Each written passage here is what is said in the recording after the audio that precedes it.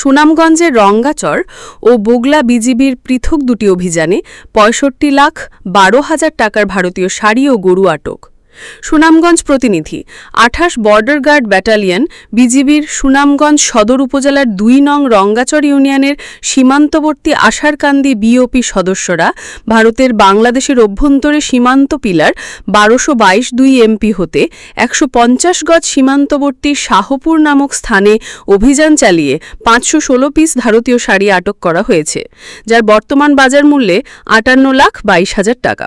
আনুমানিক রাত ৯:৩০টার সময় সুনামগঞ্জ সদর উপজেলার আওতাধীন আওশাওড়া বিওপি সংলগ্ন শাহপুর এলাকাতে আমাদের একটি বিশেষ অভিযান পরিচালনা করা হয় এবং সেখানে ভারতীয় অবৈধ কাতান এবং বেনারসি শাড়ি আমরা জব্দ করতে সমর্থ হই, যার আনুমানিক সিজার মূল্য প্রায় ৬০ লক্ষ টাকা।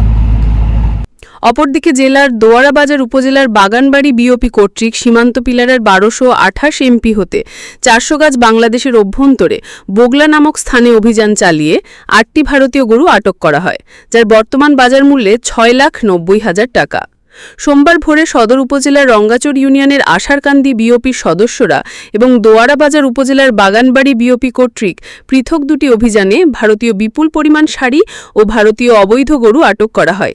দুটি অভিযানে আটককৃত শাড়ি ও গরুর বর্তমান বাজার মূল্যে মোট ৬৫,১২,০০০ টাকা।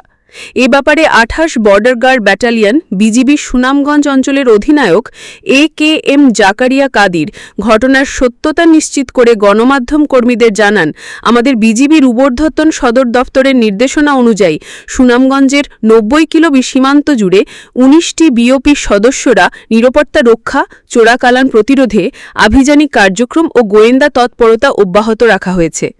এই জেলার সকল সীমান্ত স্পটগুলো সুরক্ষিত রাখতে আমরা আমাদের সৈনিকদের দ্বারা নিরাপদ রাখায় সবসময় সচেতন রয়েছেন বলে তিনি জানান। তিনি বলেন, আজকের আটককৃত ভারতীয় অবৈধ মালামালগুলো সুনামগঞ্জ শুল্ক কার্যালয়ে জমা করার কার্যক্রম প্রক্রিয়াধীন রয়েছে।